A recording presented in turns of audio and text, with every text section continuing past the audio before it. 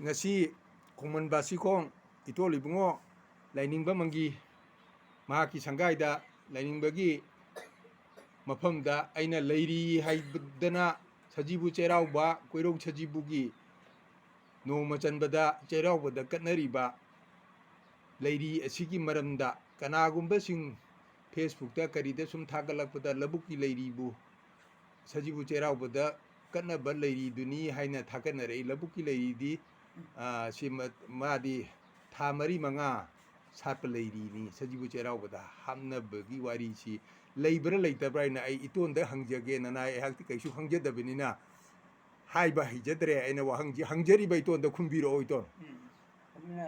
sajibu gi leiri leiti madi leiri kaina hongnariba masa masana seksina thamnaba labukki abnataba palida huwa aina paijari base aduni leiri adudi araiba phonate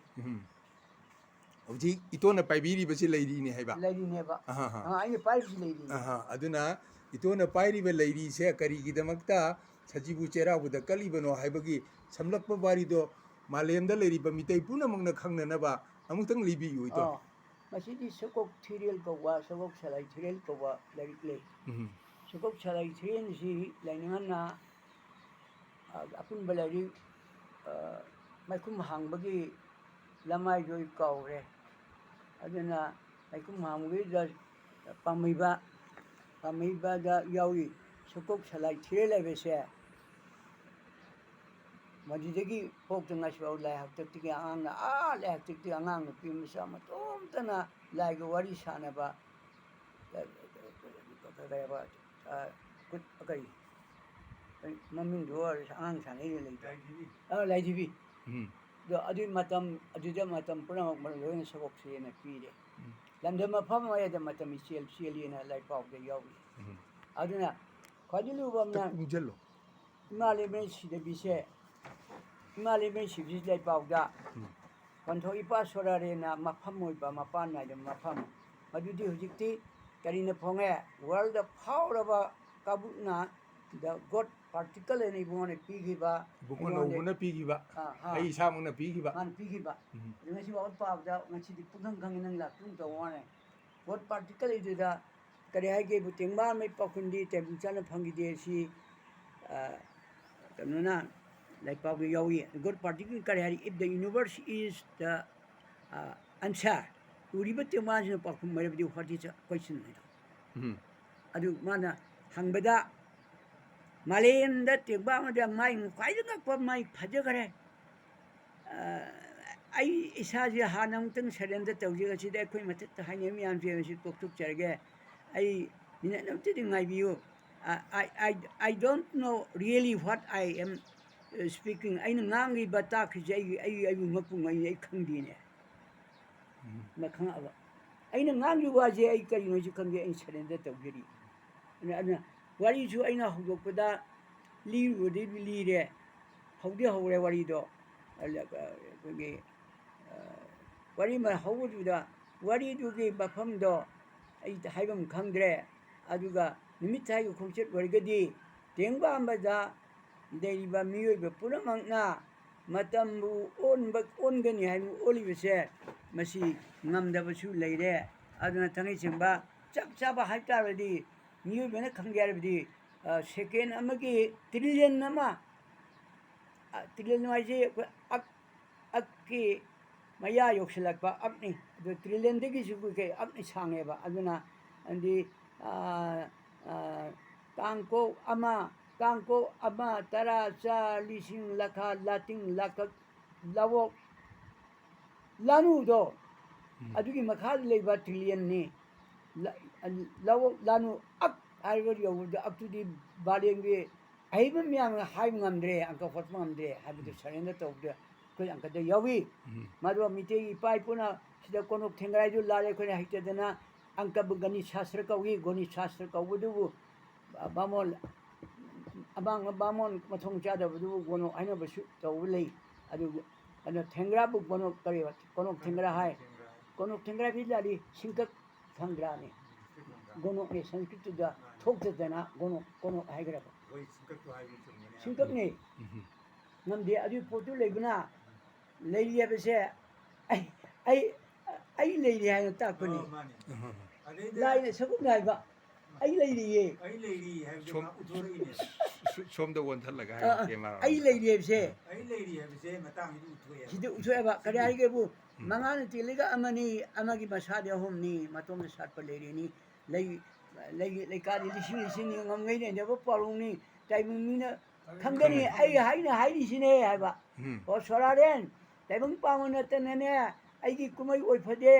ꯅꯣꯡꯗꯝꯃ ꯂꯥꯏꯅ ꯐꯪꯉꯝꯗ꯭ꯔꯕ ꯃꯨꯅꯨ ꯇꯥꯏꯕꯪ ꯃꯤ ꯅꯠꯇꯅ ꯑꯩꯗꯤ ꯈꯪꯐꯗꯦ ꯃꯔꯝ ꯑꯁꯤꯅ ꯅꯪꯅ ꯄꯥꯜꯂꯤꯕ ꯐꯖꯈ꯭ꯔꯕ ꯑꯗꯨꯒꯤ ꯃꯈꯥꯗ ꯆꯦꯜꯂꯤꯕ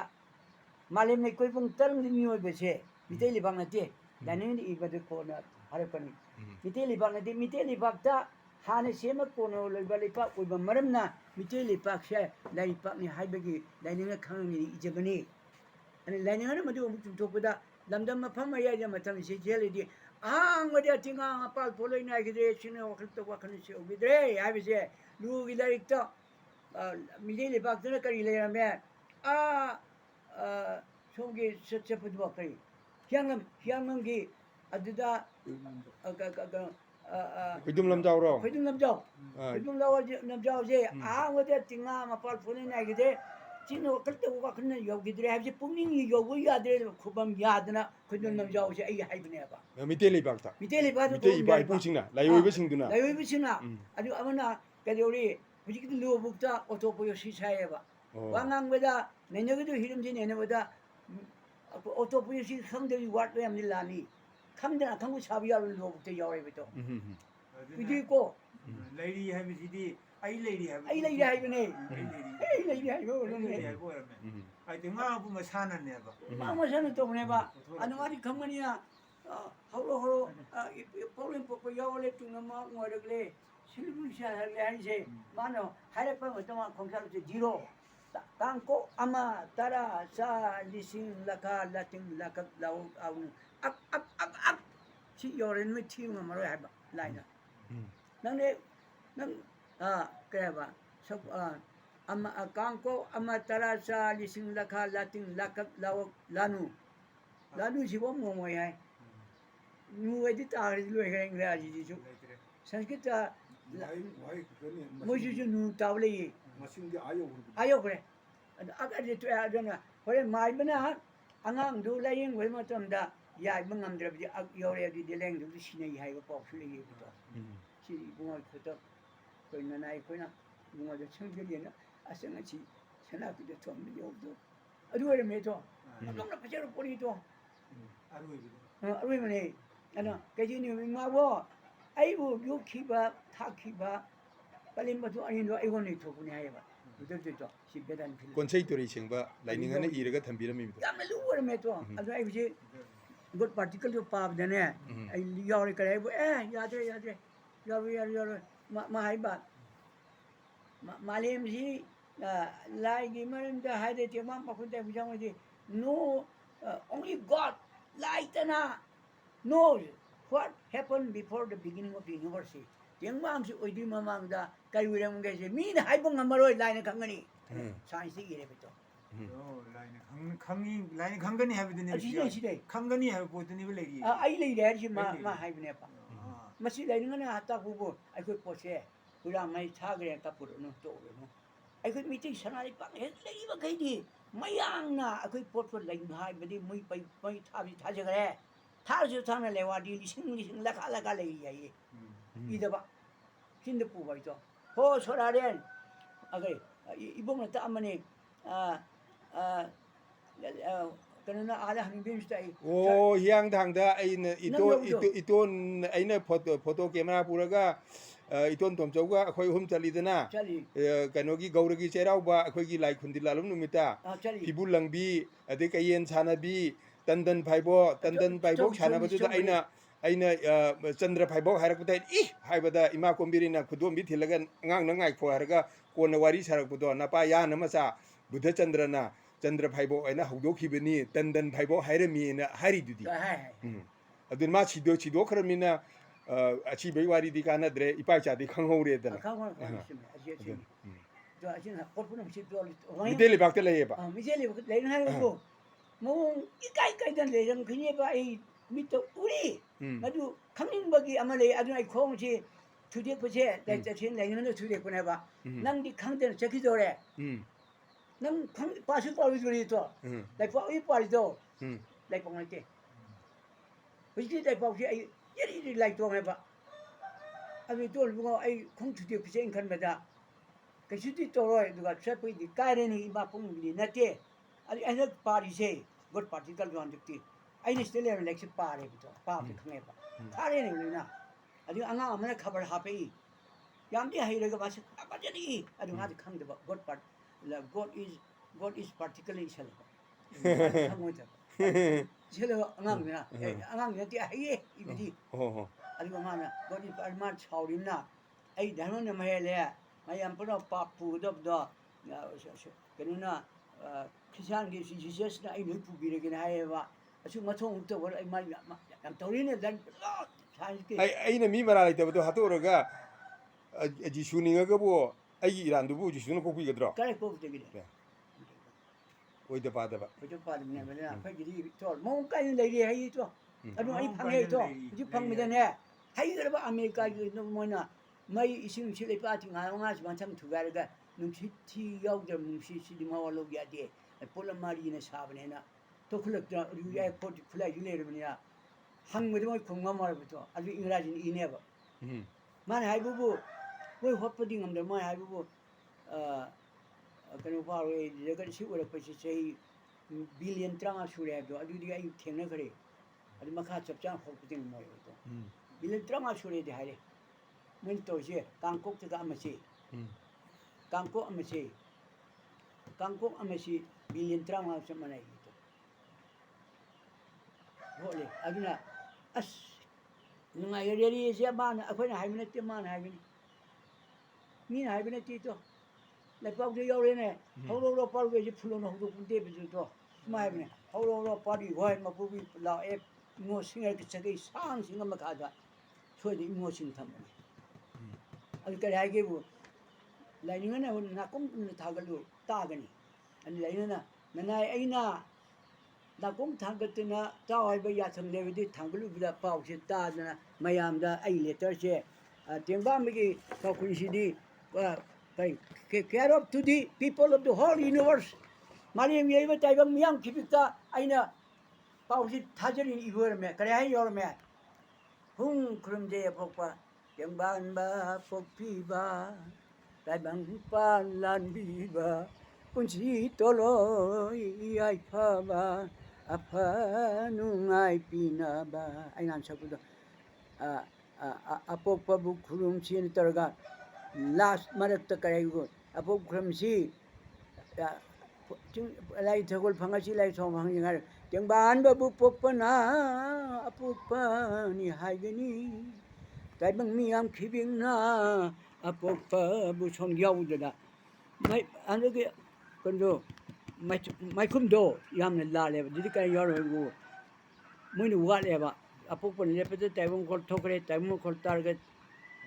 apong khang jare tai bang miam khibing na magi maro na apokpa mngi chom yaw ye du mai kum bang di yaw dire kale chuchu nong chim to adu pareng leipau gi da pareng ama chu chi thaba yaw ni yaw e ai no ma hai jagi bido aduna akhoi gi gangbu lairik pa dana afau saba yaroi en aina hai je hai ra adu leipau gi to nai gum da authority na te si authority oi be yaroi adu akon phong ji da hani ge aseng lek to yar ge to second edition de second edition de hani ge do hakpa da ba hani ge learning preface to lainian gi original ne hakpa da ni to 아니 이 오리지널 발로잖아. ya de adu ai ngasi ngai bum na leiri si mo ma ai leiri ai bri ne to mo aduna sajibu Cheiraobada leiri si 까트비야디. kattaba yadadana kaithen phambi ima singna leiri sataba matamda uthum mapan hapubugi aina ju chahi mari gi adaida kaithen phambi ima singdu gi wari sanaba facebook da thaga khre viral oigi bani aduga oda dhanabi laisangi ꯑꯃꯨꯛꯁꯨ video ꯃꯇꯦꯛ ꯑꯃ ꯊꯦꯡꯅꯖꯔꯦ ꯂꯧꯕꯨꯛꯀꯤ ꯂꯩꯔꯤꯗꯨ ꯑꯗꯨ ꯂꯩꯔꯤ ꯍꯥꯏꯗꯅ ꯍꯥꯏꯗꯅ ꯍꯥꯏꯔꯦ ꯑꯗꯨꯒ ꯑꯗꯨꯒꯤ ꯑꯣꯖꯥ ꯙꯅꯕꯤꯒꯤ ꯚꯤꯗꯤꯑꯣꯗꯨꯗꯅꯤ ꯑꯩꯅ ꯑꯣꯖꯥ ꯙꯅꯕꯤꯁꯤ ꯂꯩꯔꯤꯁꯤ ꯃꯁꯛ ꯈꯪꯗ꯭ꯔꯕ꯭ꯔꯥ ꯀꯩꯅꯣ ꯑꯗꯨꯅ ꯑꯩ ꯄꯥꯝꯕꯤꯗꯨꯁꯨ ꯑꯩ ꯀꯥꯞꯆꯔꯛꯑꯦ ꯍꯧꯖꯤꯛ ꯄꯥꯝꯕꯤꯁꯨ ꯀꯥꯞꯆꯔꯛꯑꯦ ꯑꯩ ꯑꯣꯖꯥ ꯙꯅꯕꯤ ꯀꯟꯅꯅꯕꯅꯤꯀꯣ ꯈꯪꯗꯕꯅ ꯎꯖꯗꯦ ꯆꯥꯕ ꯃꯅꯤꯡ ꯊꯨꯡꯖꯗꯦ ꯍꯥꯏꯗꯅ ꯂꯥꯏꯅꯤꯡꯍꯟꯅ ꯍꯥꯏꯔꯝꯃꯕꯅꯤꯅ ꯑꯣꯖꯥ ꯙꯅꯕꯤꯔꯅ ꯂꯥꯏꯅꯤꯡꯍꯟ ꯃꯤꯔꯥꯏꯔꯨꯕ꯭ꯔꯥ ꯅꯠꯇ꯭ꯔꯒ ꯊꯤꯖꯟꯕ ꯋꯥꯠꯂꯨꯕ꯭ꯔꯥ ꯑꯃ ꯇꯧꯕꯗꯒꯤ ꯑꯗꯨꯗꯒꯤ ꯑꯗꯨꯅ ꯑꯣꯖꯥ ꯙꯅꯕꯤ ꯀꯟꯅꯤꯡꯕꯗꯒꯤ ꯑꯩꯍꯥꯛꯅ ꯂꯩꯔꯤꯁꯦ ꯍꯦꯛꯇ ꯀꯥꯞꯄꯨꯔꯒꯦ ꯍꯥꯏꯗꯅ ꯑꯩ ꯂꯥꯛꯆꯕꯅꯦꯕ ꯏꯇꯣꯟ ꯑꯗꯨꯒ ꯂꯩꯔꯤ ꯍꯥꯏꯔꯤꯁꯤ ꯀꯔꯤꯒꯤꯅꯣ ꯑꯣꯖꯥ ꯙꯅꯕꯤꯅ ꯍꯥꯏꯔꯤꯕ ꯀꯟꯁꯦꯞꯇꯨꯒ ꯑꯗꯨꯒ ꯂꯥꯏꯅꯤꯡꯕꯅ ꯍꯥꯏꯔꯤꯕꯁꯤꯒ ꯃꯥꯟꯅꯕ꯭ꯔꯥ ꯍꯥꯏꯕꯗꯨꯁꯨ ꯑꯩ ꯏꯇꯣꯟꯗꯒꯤ ꯇꯧꯖꯔꯒ ꯂꯥꯏꯅꯤꯡꯕꯗꯒꯤ ꯇꯧꯖꯒꯦꯅ ꯑꯗꯨꯅ ꯃꯁꯤ ꯄꯨꯝꯅꯃꯛ ꯑꯁꯤ ꯃꯤꯇꯩ ꯏꯅꯥꯅ ꯃꯥꯂꯦꯝꯗꯒꯤ ꯃꯤꯇꯩ ꯀꯟꯒꯅꯤ ꯍꯥꯏꯕꯁꯤ ꯂꯥꯏꯅꯤꯡꯍꯟꯅ 미테이 레이박 라이팜기 강레이 마yon 강라나 쯤마가 뿜누먹 중간이 하이다나 하이렘비버시다 미테이 레이박다디 아마타 와타나 레이리 하이버지 라이닝하나 캄가가 하이렘버 보니 하이바 기네 마이마 어 레방 마차자 아이주 타와이 차이 아주 겐웨이 장 타오고 홍데 미테이 레이박나 레이 마카이게 코이 포치 레이름 기게니 마봉 이까이까이다 미테이 레이리 마두 우닝마 이온데 깐나 이레이 하이버제 아이코이기 담ok 이름만해봐 낭드라바 레이만도 아두기 버링두나 크라이와이다 야오바 마두나 그거는 야오이 아이코 마고다 어 마이코 무데기 하이게드라 아둠 하비로 야이가 줘야돼 거의 마이코 마봉 퐁그럽니나 라마이 아두다 아두나 lampai ko mari dane dum yaw man kari ko hai do ja ko ne ko shi yaw te ni ba lu sumuni te ni ba la tinda adu ji hai da ba da yan na ko photo amata mang dana leiri anana mong ikai kai dana ko lan mitei purum mitei lan purum mong ikai dana leiri madu soidana phangane se ai mu thaje da aina kadai phare madi ai habda chimai to ni to Marang lajina marang ji onari besina singai ji jogone jogi ngine jogi namo chigai bne to chigano jogo ja yang juni joge raje jogo kawe gita da raje jogo adigi chongge kawul laji haju laye ba kawul laji jen oli jen mayram adu mayram je mai ising sit laipa atinga manga song topagi oiram me ba se kai de du chumai ba ai hai ngom ne ba laiji ji jo ahum khaktang phange mairam di laiji haidri si kari gi noi to ha mairam nate se kawul laji ba ya di adi moi da hai adune adi ha bi ko de lai hai re moirang de lai hai re moi ani ha bi adi ani gi de se na ani gi na moirang laji na mi yoi ba se arang makhale maya na ko pe ba maya na ko pa marak gi singu khonan ka maya sang da na makhung khungum te terchel mangi do singkai da adu singhi ne ba singhi ron chong ba ma adu ko lai ji na mu su mai sing le pa tinga chong to su su pui ne mo mai gi ne tak pa ngam pote adu se ai thok de word la first class lang ngasi mitei yum lai khan ta ba phungga khubam yari se mai sing chi le pa tinga phung karak pagi mani alu bani pokui khom ne leru ne phunga leru hai ba aduna wang kuman hai mani to yari ji mate ama jana horen thadora ni dana ai ji ani tok si bu machine lang si computer changa semda yaro ngasi thatokpa nangwa aduna hujik aina itongi kanosi numit takimna handore nthong no wana honara krabani aina torije aduna leiri jima capture leiri gi makhong du magi body gi adagi leibak tagi haurakpa body gi structure du phajana mayam da show tawjare adugi ngasi adugi lei siju aina chingdariba he ani khutna lama phangba jaga du da charong ani salamme si aina nanai mangang cha yunam no mangang miteina nang ngawi mai ge lei ai khange du di lainin ya thangsibu koktak da thangkat charaga amukta malendagi miteise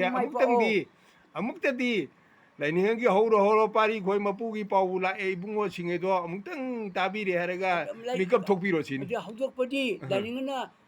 Sorani na udok ba. Lain nung taba. Chiti taba ni care of to the people of the whole world like ba. Say, law ne lain law ba. Adu care of tina malim dili ba mo na tiang ma pok na hagi ni tamu yang kiping na pok busong ni hari je care of ni. Eh jangan pasal jangan itu. Yang tu jangan jangan ni ai buat adu problem pok yo le siju bersipida evolution yo dari dia ro itu ko jahan lai hak ti la ba yo le bunta sibing lai ni ke hola aduna gold particle du ga amtang chamjalaga point amatang ga bibiro ito gold particle de lai ge page api pathir bada sayasing na lai phani haina to bai wani ta simadi mahaki de maktadi Nongma magi pakun di tebing sana panggi di haibadu support to Leiri na hujiki God particle da only God like kaktana knows kangi the what happened before the beginning of Nongma magi horok tung on kari on je ai ko mi kana da haibang amoi like na kangi yore support to hujiki like to support to ya ba adugi page to kakpe ba hangdor oba like tu mang de lere sida le yin tro go practical le damnan pirak pani ai mauni phang bani to adu chu ai gi inaw am le mana internet te thengnak ba sidi yamung na si lai phajana tawraga download tawraga lining bada piro yamung gi ning bu thungani aina haire di mi chela ga ma che maximum ning na god particle ko ya internet ki download tori ni halam ba net la amuk par top ta nam tho chem ge na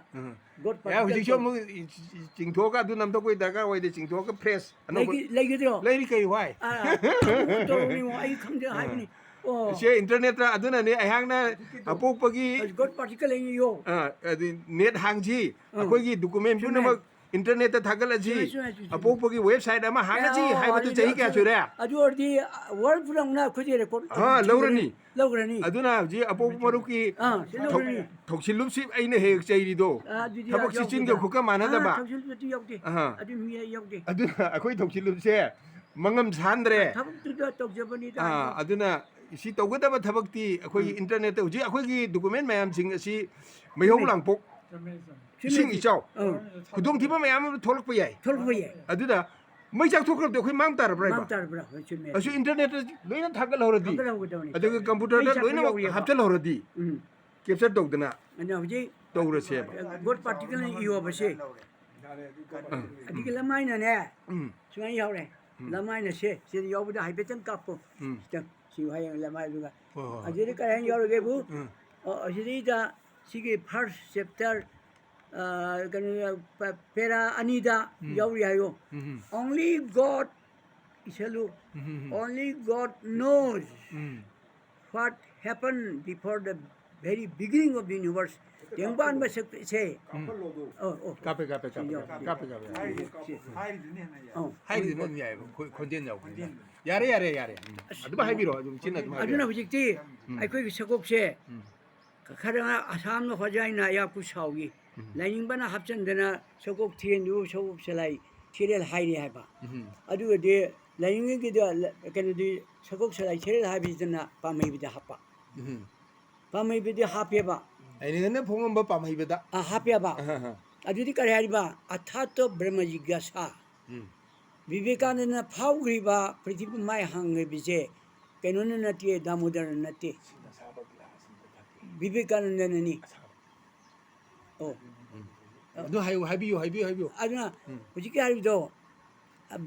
athato brahma jigyasa ba mite ilona kare ba hujiki mai du kafi ne du mai du kudelle che lagi sana ba lagi sana ba pursi hor pam se sakok selai thiren di tholok bane ho lagi sana ba hai bise lai thiba sana ba hai bane ba madudi maya sang mi nam te sana de ne bi sa pe khar bane sana ba english to god particle ne ba god english te no god particle hai bi hai lai kari no thire ine ba thire me mo su khangak ba tang da mi ne tana khang moi hai akoi di angang bisak polak pa miro tarak pa degi tabire mama na ꯃꯄꯥꯅ ꯂꯩꯊꯤꯕꯤ ꯁꯥꯟꯅꯕ ꯇꯝꯕꯤꯔꯦ ꯇꯝꯕꯤꯔꯦꯕ ꯑꯗꯣ two ꯂꯥꯏꯒꯤ ꯍꯛꯊꯦꯡ ꯆꯥꯗꯥꯅꯤ ꯑꯗꯨꯒꯤꯗꯃꯛꯇ ꯑꯗꯨꯒꯤꯗꯃꯛꯇ ꯍꯧꯖꯤꯛꯇꯤ ꯇꯝꯕꯤꯗ꯭ꯔꯦ ꯍꯧꯖꯤꯛ ꯇꯝꯕꯤꯗ꯭ꯔꯦ ꯍꯧꯖꯤꯛ ꯍꯤꯡꯆꯥꯕ ꯑꯣꯜꯂꯦ ꯍꯤꯡꯆꯥꯕ ꯑꯣꯜꯂꯦ ꯍꯤꯡꯆꯥꯕꯤ ꯑꯣꯜꯂꯦ ꯆꯨꯝꯃꯦ ꯌꯥꯗ꯭ꯔꯦ ꯑꯗꯨꯅꯅꯦ ꯂꯩ ꯑꯁꯤꯕꯨ ꯅꯪ ꯉꯁꯤ ꯂꯥꯛꯁꯤ ꯐꯒꯗ꯭ꯔꯥ ꯑꯗꯣ ꯍꯧꯖꯤꯛꯀꯤ ꯑꯗꯨꯃꯥꯏꯅ ꯀꯟꯅ ꯍꯥꯏꯒꯅꯣꯕ 이쪽이 야라가 끝나이보다 벅자대. 아이나 네 와크는 까라. 솜냈어. 아이나네 거기 사월이도 거기도 사부터 위바. 아두나 아이 마시 아이 이톤가 간독다나 이톤가 자토온 거들 아이 바칼리 닥터는 사기가 우네테도 또디 아두 누미다 와름 찰라게 가나 칼라가 라이. 지부 안 깝고 야거든. 야야 시 아노버 징토라게 이 징토라게 야래. 아이네 너 시 라고시 라인 부틸거니. 아이 파이브레 로야바. 아두 아이 하이나 바인 또니고 하이레바. 아두나 아이네 마시기 포르시 파자나 한독 비람드라가디 마야암다 사우도이니 노브나주 사우리디디 월 파티클 두 2004 dagi 14 dagi 2013 la 14 la ai bibido kawre 2013 la 14 la aduda pibene ba ai pibido 월 파티클 라이닝 bida scenery se 아주 진짜 여부디 뭐 여러분 이랑 남은 뭐 27 10 이게 아마나 거의 2003로 2013 나 13 라 티라 인디 셀비지 13 누랑 거다 말 13 외다이 아니 이 티를 미라메 우분은 파디 아도 아코기 야마 야이마나 아시 라이닝 보이디 비르가 아이디 비데 바야 아 파우드나 하이바네 바양나 아도 마주 부치 띠엔다나 다 시도크레 마주 얌나 파자닝이 난 야리부시 아노 갑속이 갑속게 징토게 다운로드 떨어 로레 다운로드 아스와 에이 모두 강대버리고 내가 시디 레이리도 마지마 아이나 라닝이 빠바우디 강무 하이르브리고 아이주 강음데 봐 한데 레이 빠바우디 강무니도 레이 빠바우디 강무니 말레 하이르브네 아두나 안진나 레리 야우디 야디 하이 사지부 제라고다 사지부 제라고다 레리 야우데바 야디 하이체 노마 이거도 빠캉 모이게다 할라면 항문이 붕어 레리 사크자네 अदु होजिसी छजिबुगी नोमा पामदा सेराउबा हाइदना फ्रेंड्स मनाउबिना मोहि तरे निपाना तौरगा 2000 कयादना कनो हौदोखिबुदुदगी होजिक्ति छजिबु नोम पामदा सेराउबा जिना बामोम बगाउ लौखले असि कयादा लेबक थीरिबा नोम पामदा सेराउबा हाइरगदी हाकुमगी नोम पामदगिना हंतकी लमता थासी बाउदा नुमि चोहुंग कुंथ्रागा मरी खक्तनी अदुगा मरी सुबह चाहिदना चहुंगा मरीफू मरी ओइदौरी अदुदि चही छि करमाइन पादौरी अखोइना लाइरिक तमकपदा अंगांग ओइरिंगदा लाइरिक तमकपदा चही अमसे नुमि चहुंगा हुंफु मंगाना चही साइ हाइबदु लानबा ताबरा हाइता जि मणिपुर सरकारना मसी चुंगथोकपिबा ताबरा आई फेसबुक लोइ थागा खरबने इतोन आई हाइरिबा वाहि सिमक आई फेसबुक थागा खरबने दिजो वाम गाइजिगे लेरी से वाम ता हाइगे हाइबियो सिपागे हाइबियो लेरी मक्से हंदकी अप्रैल 30 अप्रैल 30 नते सजिबुगी लमतागी थासी अप्रैल 30 तो खिदंग माइ मपादा वांखन था अप्रैल 30 दो माइ थासी अदुना चुम्ब्रा चुम्मे हंदकी थागा कनो मानबने अदु थासी नुमिसिदा आइना चलगा अप्रैल नते मेगी 30 मे नते हंदकी अप्रैल सोजी मार्च की मार्च है 30 दा अइना चलगा येंगबदा लेडी से पोमजी पोमे अमता सातोक्ते अदो एप्रिल नोंग पामद किसे लाइबक फादना अमनि दि मतोन द सातपा सिदि मतोन सोयदा खर सातपदि फंगम बसि या अदकिजे मना फो पांदे अमखाम खेनरबने सिदि सैजिंग से सिगतनि लेहोरि से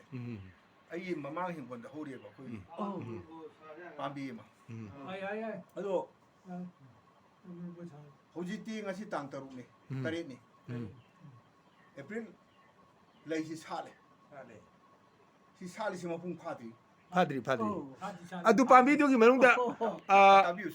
charong ani ahung mu dei hena chalamdri laini no mapung phana sakadroi se April ki past week tagina 14 13 15 chwa bhawi manung da ri loina sat kan salou da ba amani dekhina wa loi loina sat kan ya aduna anjingna Cheiraobada Leiri Chanba matamda harise chap chabini adi tawagi hek le hek Leiri loina samai amda ti ꯑꯁꯤꯅ ꯇꯥꯛꯄꯗꯤ ꯅꯨꯃꯤꯠꯀꯤ ꯈꯣꯡꯆꯠꯇ ꯆꯩꯔꯥꯎꯕ ꯑꯁꯤ ꯆꯨꯝꯃꯦ ꯍꯥꯏꯕꯗꯨ ꯂꯩꯔꯤꯅ evidence ꯑꯣꯏꯅ ꯄꯨꯊꯣꯛꯄꯁꯨ ꯌꯥꯔꯦ amu simo tabiyo ba kumsi di April ki tang ani da Sajibu Nongma mata thokre Leiri sabom sata bu thokse aduga olak padadi March tang kuni thoi da Sajibu Nongma mata ra Mar ke da March tang kuni thoi da tang ku ma so da thachi ni ꯂꯩꯔꯤ ꯌꯦꯅꯤꯡꯐꯥꯎ ꯍꯨꯜꯂꯔꯣꯏ yening nate mapami sai dong yung le ran si mapan su lakhiroi si mapan phau la oi si mapan se si matum ta makup to du phau la oi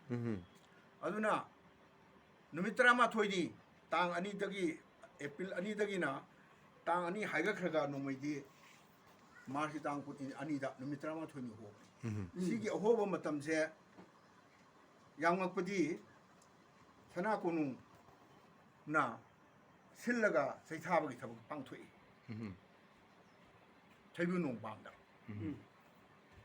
pangthoi saithaga do ri bungo du saithadana sum pham lei jora jala mai saithadana saithabagi arthadi sahi amagi matam dugi calculation phone na ba kaino leitingai gi leitingi angka gi si hon na ba sai tiek na ꯇꯥꯟꯖꯩ ꯁꯪ na lingba nanga sa phuda sai tani chengni sai amamam thada baduni sai thaba gi mathau di mani matam da Cheiraobada sadik ta phaira ga lawro mi hair ga chu maduna Cheiraobada ba maming du lawro ga chu sai thaba na tawu thabuk ti nomu gi sobiya da ba ngasi kari tauhre ngasi kya tauhre kari tauhre wathol lam thok kari thokre bi ningsen nan ba gi jama ngasi gi chayama sai ta ye changi chok ngang kha puthu ngang sa thada ba aduga olak pa chahi koirou ta gi aroi ba chahi phawda koirou ta gi aroi ba chahi adu phawda ꯀꯣꯏꯔꯣꯜ ꯂꯝꯇꯥ ꯊꯥꯁꯨ thasu se thasu si phawda sai chahunga hu manga si thada ga da adu me tumak da lai khundira lop taw ga da ni di aduga lai saroi khang ga da ni tumak da aduga nongala ga Cheiraobada me adu lai bak thi badi ngasai hai bi ba hiang thang lai re mi da ima konbi කුම්බිරේ ima konbiri wari do ning thong na smai taw taw bani hai ba 온통나 사우나 하이가 보니 나빠야 나 마사가 하이 단단 팔복 좀바 마탐 수바 lai khundila luini bungo hai bi ning thong na ne taw khrabani ne se hai ai khoina natti ngasi di saroi khanga da bunu mini hai hai bi se hai an hai na ta bani koi lai ning bana ꯑꯩꯈꯣꯏ ꯑꯍꯨꯝ ꯆꯠꯄꯅꯤ ꯑꯩ photo ꯀꯥꯞꯄꯒ madu matungina akhoi mana su hai Gauri Cheiraobada nu misi da khoi mana su hai pakhang phara matham da he thengna chat hanjalakan ngasi dine lai khundila lu aruba hejuna hathi ebu nu mito ngasi asini aduna lai saroi thengna ru ni anta halo haina hale khoi nu mita ti Cheiraobada laure dum aduna nongmai di Leiri si Saatpa di Leiri mana pan badi Leiri macai ngakta Leiri saloi aduga Leiri gina mapan sala ka dori si mana ga loina na ma thin thor ka ne ba to ai wa ma haurge chin handi si mana to pan du chumaige maino na adune waya hoina to si chumme to udu marugi permission lawli lower ga ma sar kak pa yani haire me adugi yam nuai ri ne sai tha ba du na sai pai ba dan da du ning thok du sinare hai bra ama su yaw ri khabar da Gorastan Gobona, my Monka Competent. 고민이기. Oh, my Zaitai. Ado Mari Zaita Balu, Jum the Pum they do a man. The same with the Zaita in Town is the Jum the Chalandi, the town. 챌린지. Nang low Kumbayaro, Tabusua, Levaki Sweden. Nangnba say Taba, Luinana, Levaki, Awana, Taba, Kari talk about the me Hana, the land talk about Nangnama is a general. Kanagalunana. Numiki Concha Kaluna, Tavan, Luinana. 타방 그러냐. Aduna Haribni. The Tarankuma, the very high. Lamtagi Pareba. Ahamdu. 탕자 한바. Masidi Lamta Tagi Ahan Bible can Lunda. 람다 탕자 아한바. Nati Tangi Nati Tagi. 타기야. Masidi Lamta Tadi Tangi Haleba. 오 론다 아마 레일 뭐. Lamta Tadi Tangi Hale. 어. 그래. Taruni Panba Tadi Sajibu Sanklanti Oye, Haibumba. Sigi Lonse, 어. Sanklanti as in Numi Kongsan. Taruni di Panba. Taduki Taruni di Panba, Sanklanti Oba. 뭐이나 누구나 하이드르 사지부 제라고디 타곡도 타야이다 타마이다 이빠이 보시나 진파부들은 레르메 코이 레캉게 Lemoksu, Lakadoriba Gorgi Serao Hagera Miti, Serao Hagera Hagera Hangma, Sajibu Serao. Nongma Nankaki would do water. Me get Tasu de Kuna Serao, Mado Tajin the Wargati. Gumsi the Takok the Law we have seen. Hogi but Hadugi, say he do heck tongue of the sea. Summi Hairi. Numit the Tagani, Takok the Law we have said. I can't manary. 마늘이 하긴. Numita Tagani. Tayari Lauredi Takayama. Takayama. Rom Kenare, Numitarani Mata Kenare. Tamay the Lauragana next year the Sweden Tagi Tarona Bomalani. Have said Tai. Aduna Anjina. Eh, Kumsi Lowsing over to Tamay the Lagunina, Kayum Marunu. Nang Tap Chuba Yagani. Tarum Tamay Matam Pangdor gave him. Madame Tadi Tadi gave him a Pandoria. Sigi, Lowsing with a Kairakan, and the seven but Tavamani. Masida Queen at the Tose, Masisum the Brian. Aduna, ladies and no made Sajibu, Baba Lady Diharunu. Masagi, a queen, love Matam, Matam Babaki the Nevada. Sajibu Tareni Pan with the Comolitum Pali. Sajibu Kungamatu in Pan with the Comolitum Puli. Pan if Netarum Manimase. Money. Like the beginning, money. Kari Comolitum Patakowi, Kari Comolitum Punmakawi. I do it within the middle Aniki Tanto Janginji. If I couldn't cook none, never even enough. Like home part by the Kaina Pali. Kalingi Sarabun Shawi Mashado, Sajibu Mashado, Maduna Sajibu Tarini Pan of Audi Kumriton like a jet level. Masi Pipuna Kangaru upon me. I think you Kungi no Lakanda, like home do, Ishing no, Pulera with the room. with a marks to Sagunaba. Kumalitum Punba, hidden a pipe net away. I then Sajibugi, koirou no Chanba, Lamdagi Hasu, Numiki Aruiba. Numiki Ahim Yaida, I mean, like Lalu Pamaga. Noduki no hang on, but Sajibuki no Machan by the door. Madi one with that Sajibu Zera with the City, like Lalu Nana with the Yawi. At the Masima Tangi ladies here, Ipani Puna. The one of an eye lady, I not have look Madame there. Sajibu with hide the wood there. I think what's up there, Massa would put Sajibu would love any. I think him among that. I couldn't Kumalitum Watba, Kumalitum by to Tabangi Geno de Uti have do. Making a time as I even as I high. I couldn't among a nine of the Yauriba. I am Lady Manadi, I don't know, saying I think I need the Matangi, the Masay do not never know about that. Sajibu Hajer. Masigi Wapamsi, I no may say the Nasi Aina Uchariba Pambi Dugi, Mana Pali Pande have to say Ucharake, Aduna Equi. Mitei ko ba irup singna aikoina ngasi matam sangna khwai taragi damakta thogan jaribase pungning ꯆꯤꯡꯁꯤꯟꯕꯤꯌꯨ ꯑꯗꯨꯒ ꯑꯩꯈꯣꯏ ꯂꯅꯥꯏꯒꯤ ꯋꯥꯈꯜꯂꯣꯏꯕ ꯂꯩꯖꯗꯦ ꯑꯩꯈꯣꯏꯗꯤ ꯃꯥꯂꯦꯝ ꯑꯁꯤꯗ ꯂꯩꯔꯤꯕ ꯃꯤꯇꯩ ꯄꯨꯝꯅꯃꯛꯀꯤ ꯏꯅꯥꯠ ꯑꯁꯦ ꯑꯆꯨꯝꯕ ꯃꯑꯣꯡꯗ ꯁꯦꯝꯍꯧꯗ꯭ꯔꯒꯗꯤ ꯂꯥꯟꯅ ꯆꯠꯈ꯭ꯔꯒꯗꯤ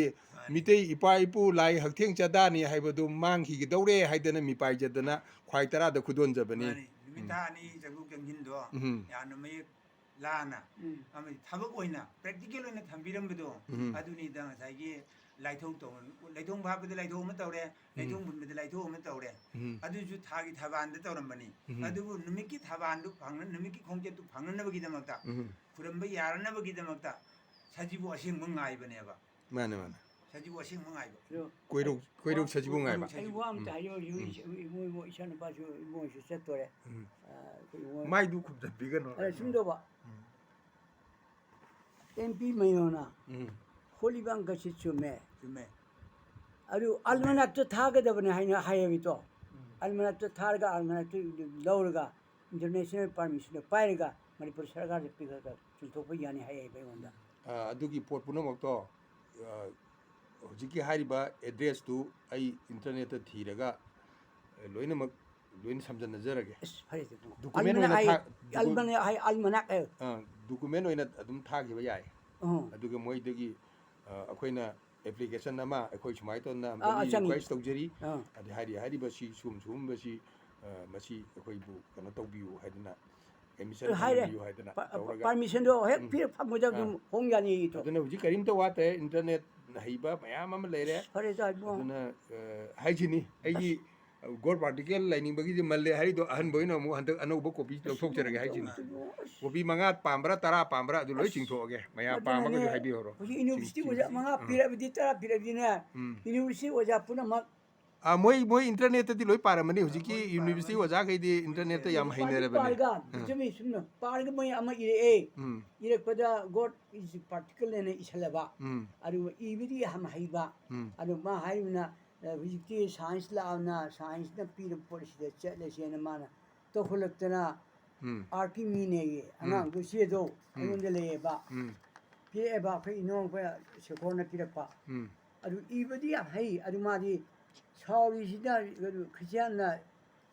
그지않나 세란토란 하이바 힌두덤 플라보니 이리에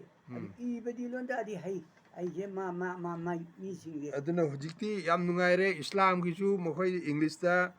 ꯀꯣꯔꯥꯟꯁꯤ ꯇ꯭ꯔꯥꯟꯁꯂꯦꯠ ꯇꯧꯈꯤꯕꯗꯒꯤ ꯏꯪꯂꯤꯁ ꯇꯣꯛ ꯚꯤꯗꯤꯑꯣ ꯐꯖꯕ ꯂꯥꯛꯑꯦ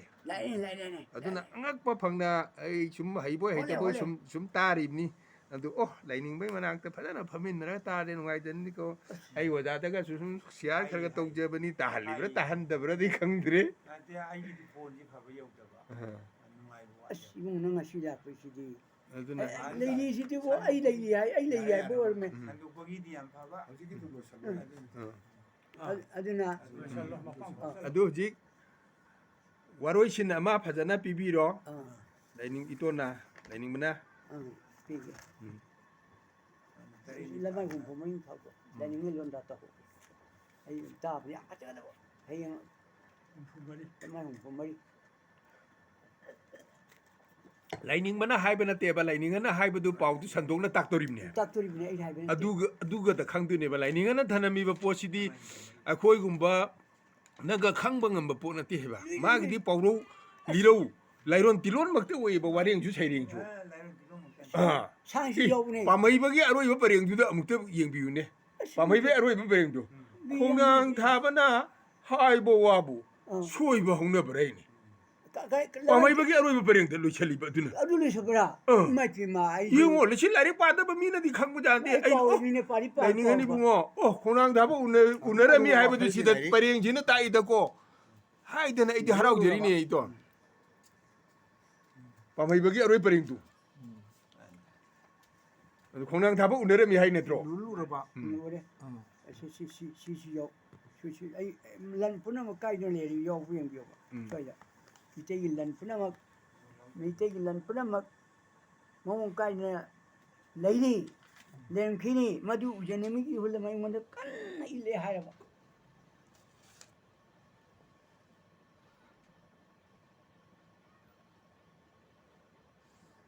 ꯂꯩꯔꯝꯈꯤꯅꯤ ꯍꯥꯏꯕꯗꯨ ꯍꯨꯌꯥꯃꯩ ꯊꯥꯗꯣꯛꯈ꯭ꯔꯕꯅꯤꯅ ꯑꯗꯨꯋꯥꯏꯗ Bumari Tangaba in Lamaido Land, whether from the Leirang Kini have a pot to, you know, we saw a pattern and talk to your home idea of though. Bumari they gave much from Satar Agani.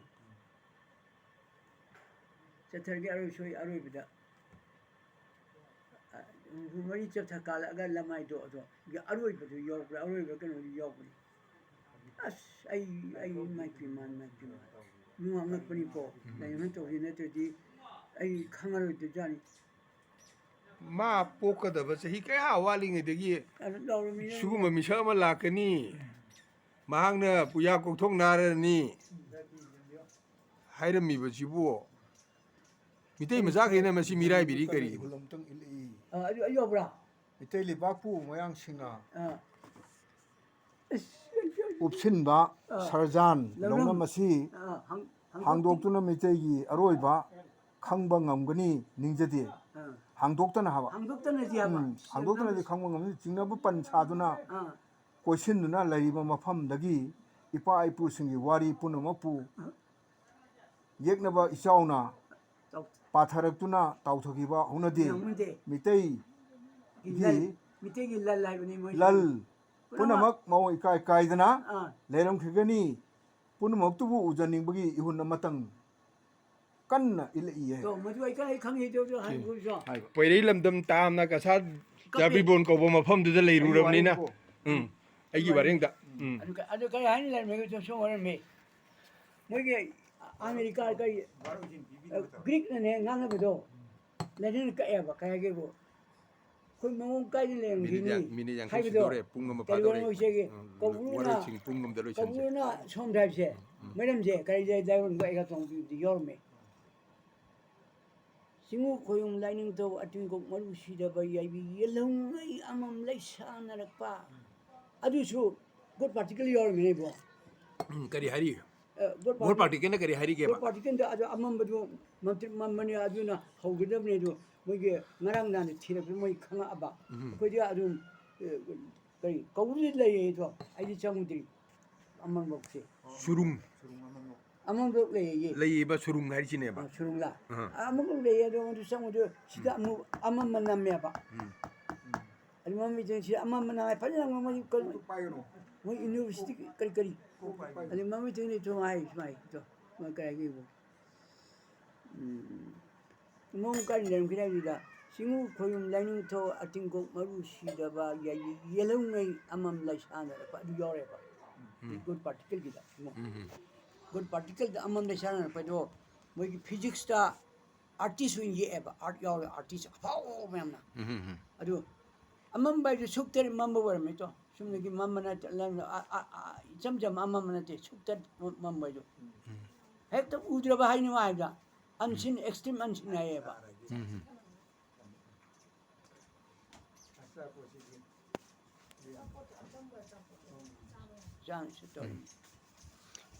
aduna jiki Jigito. loisal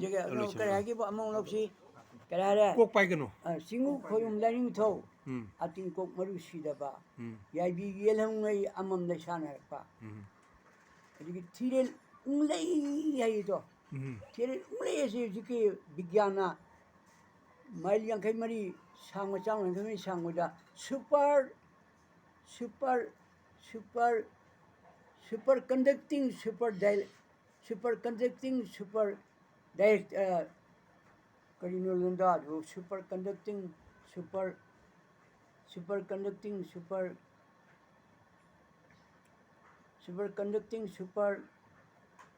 Kanone what did you are superconducting act angam Torgama Giaroba conductor superconducting superconductor. Hai na yore amaduna thil lei ai to wa thi bajan to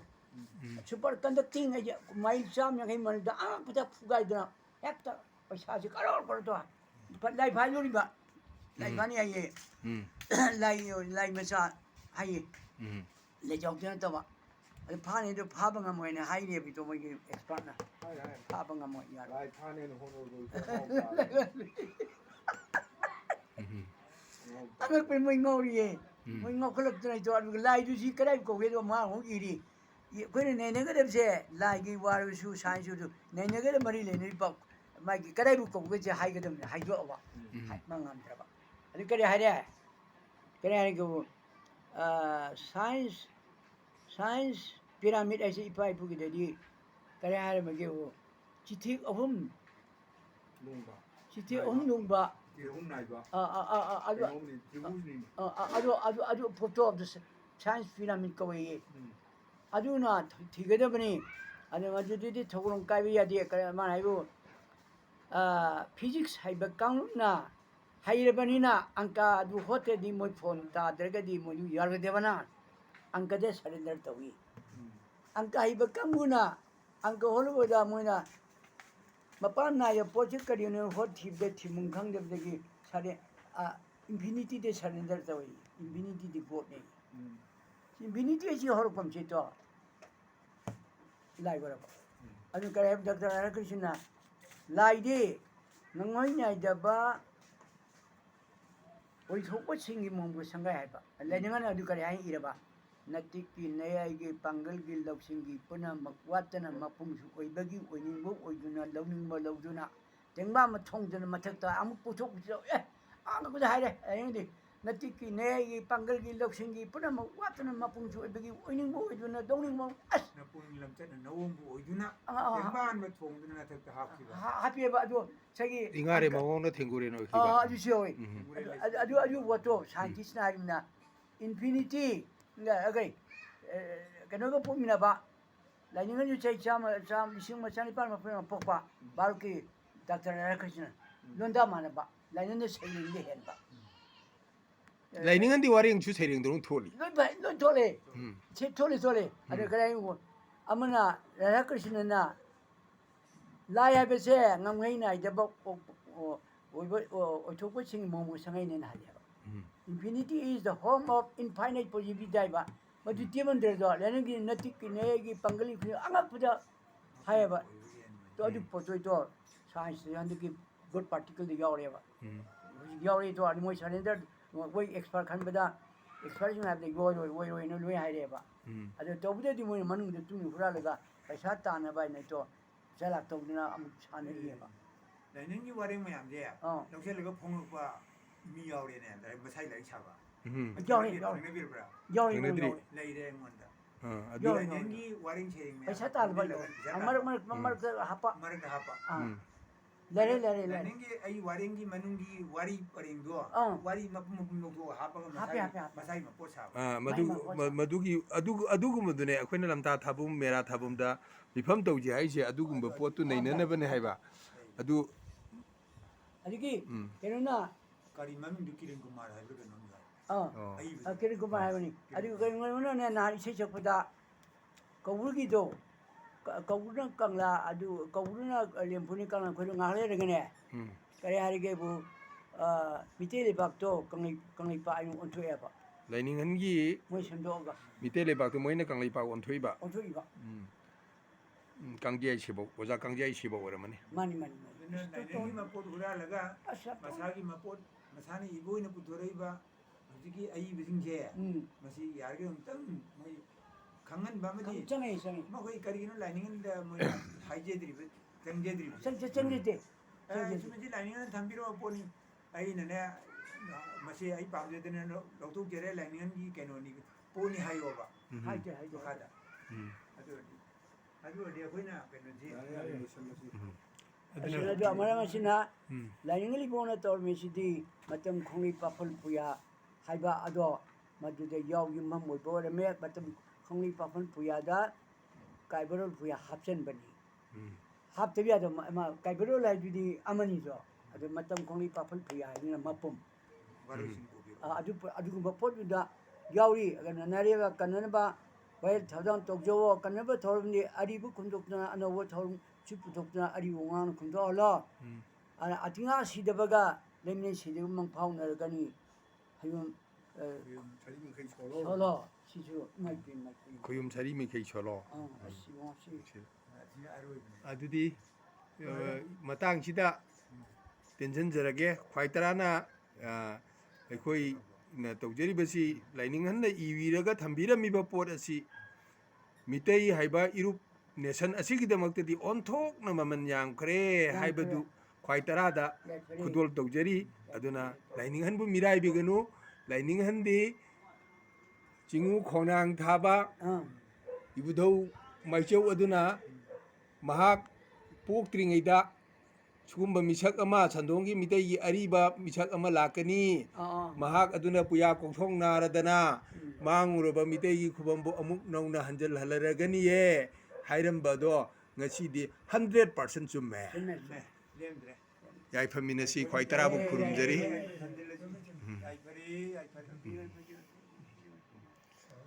ꯑꯩꯒꯤ ꯀꯩꯅꯣꯁꯦ ꯑꯃꯨꯛꯇꯪ ꯎꯠꯄ ꯌꯥꯕ꯭ꯔꯥ ꯌꯦꯡꯍꯧꯒꯦ ꯃꯌꯥꯝ ꯑꯃꯨꯛꯇ ꯑꯩ ꯎꯕ꯭ꯔꯥ ꯎꯗꯕ꯭ꯔꯥꯗꯤ ꯈꯪꯖꯗ꯭ꯔꯦ ꯑꯩ ꯕ꯭ꯂꯥꯏꯟꯗ ꯑꯃꯨꯛꯇꯪ ꯎꯠꯆꯒꯦ